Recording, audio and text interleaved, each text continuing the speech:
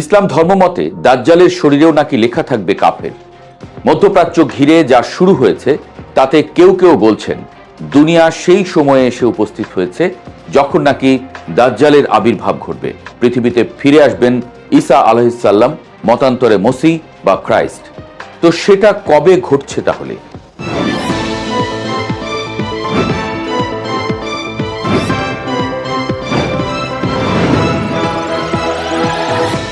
কেউ কেউ তো আবার ডোনাল্ড ট্রাম্পকেও ঈশ্বরের মনোনীত ব্যক্তি হিসেবে আখ্যায়িত করছেন।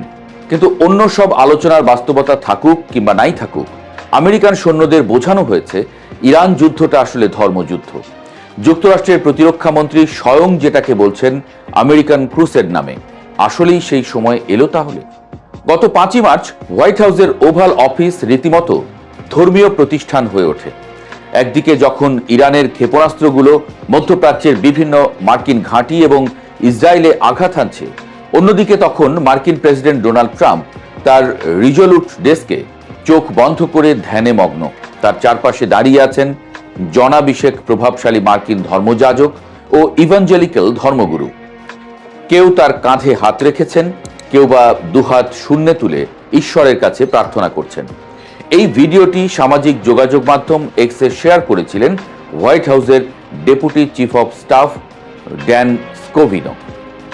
আমাদের গ্রামগঞ্জে যেমন কেউ বিপদে পড়লে ফকির ওঝা ডেকে বান কাটানোর চেষ্টা করেন, ট্রাম্পের ইরান যুদ্ধজনিত ফাঁড়া কাটানোর জন্য এটি যেন ঠিক তেমনই এক আয়োজন। এই প্রার্থনা সভার আয়োজক ছিলেন ট্রাম্পের দীর্ঘদিনের আধ্যাত্মিক পরামর্শক পলা হোয়াইট। সেখানে প্যাস্টর টম মিউলিন্সকে বলতে শোনা যায়, পিতা, আমরা প্রার্থনা করি যিশুর নামে আপনার স্বর্গীয় আশীর্বাদ ট্রাম্পের উপরে বর্ষিত হোক এবং আমাদের সৈন্যদের উপরও বর্ষিত হোক। আমেরিকান ইতিহাসে যুদ্ধে জয় পাওয়ার জন্য কোনো মার্কিন প্রেসিডেন্ট হোয়াইট হাউসে এভাবে ধর্মীয় নেতাদের ডেকে প্রার্থনার আয়োজন করেননি। বিশেষজ্ঞের মতে এই আয়োজন নিছক কোনো ধর্মীয় আচার ছিল না, এর পেছনে লুকিয়ে আছে এক গভীর রাজনৈতিক ও ধর্মীয় অঙ্ক, গ্রেটার ইসরায়েল এবং বাইবেলের ভবিষ্যৎবাণী। এই অঙ্কের সবচেয়ে বড় দুই খেলোয়াড় হলেন ডোনাল্ড ট্রাম্প এবং ইসরায়েলের প্রধানমন্ত্রী বেনিয়ামিন নেতানিয়াহু, যিনি সম্প্রতি নিহত বা আহত হয়েছেন বলে তীব্র গুঞ্জন শুরু হয়েছে। তাদের কথাবার্তা শুনলে সবার কাছেই মনে হয় ইরান যুদ্ধটা কোনো রাজনৈতিক সংঘাত নয়, এটি ধর্মীয় দায়িত্ব। গত 20 ফেব্রুয়ারি ইসরায়েলে নিযুক্ত মার্কিন রাষ্ট্রদূত মাইক হাকাবি এক সাক্ষাৎকারে খোলামেলাভাবেই বলে দেন, ইসরায়েল যদি পুরো মধ্যপ্রাচ্য দখল করে নেয় তাতে দোষের কিছু নেই, কারণ বাইবেলের জেনেসিস 15-18 শ্লোক অনুযায়ী ঈশ্বর নাকি নীল নদ থেকে ইউফ্রেটিস নদী পর্যন্ত বিস্তৃত ভূখণ্ড ইসরায়েলকে দেওয়ার প্রতিশ্রুতি দিয়েছেন। এই প্রতিশ্রুত ভূখণ্ডকেই তারা বলে গ্রেটার ইসরায়েল।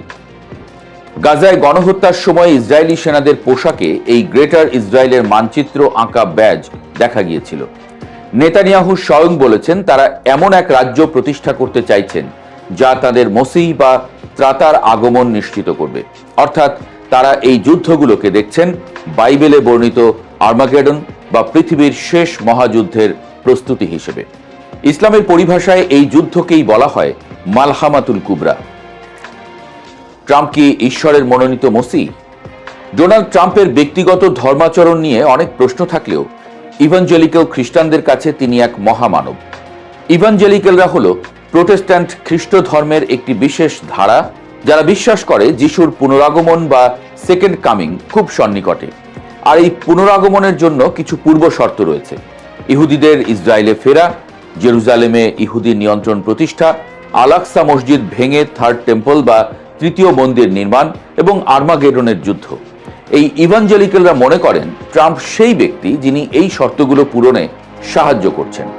তিনি যখন মার্কিন দূতাবাস তেল আবিব থেকে জেরুজালেমে সরিয়ে নেন, তখন থেকেই তারা তাকে ঈশ্বরের মনোনীত নেতা ভাবতে শুরু করেন। ট্রাম্পও তার এই ভোট ব্যাংককে সন্তুষ্ট রাখতে সব রকম চেষ্টা চালিয়ে যাচ্ছেন। ইরান যুদ্ধকে তিনি হয়তো এই ইভাঞ্জেলিক্যালদের কাছে সেই শেষ মহাযুদ্ধের সূচনা হিসেবেই তুলে ধরতে চাইছেন। পিট হেগসেথ এবং 21 শতকের ক্রুসেড। ট্রাম্পের প্রতিরক্ষা মন্ত্রী পিট হেগসেথ এই ধর্মীয় উন্মাদনাকে আরও এক ধাপ এগিয়ে নিয়ে গেছেন। তিনি নিজেকে প্রতিরক্ষা মন্ত্রী নয়, যুদ্ধমন্ত্রী পরিচয় দিতেই বেশি স্বাচ্ছন্দ্য বোধ করেন। 2020 সালে লেখা তার বই American crusade, our fight to stay ফ্রিতে তিনি খোলাখুলিভাবেই ইসলাম ও বামপন্থার বিরুদ্ধে ধর্মযুদ্ধের ডাক দিয়েছেন। তার গায়ে আঁকা ট্যাটুগুলোও এই উগ্র চিন্তাধারার বহিঃপ্রকাশ বলে মনে করেন অনেকে। তার বুকে জেরুজালেমের ক্রস এবং একাদশ শতকের ক্রুসেডারদের রণধ্বনি ডিউস বুল্ট লেখা ট্যাটু রয়েছে, যার অর্থ ঈশ্বর এটাই চান।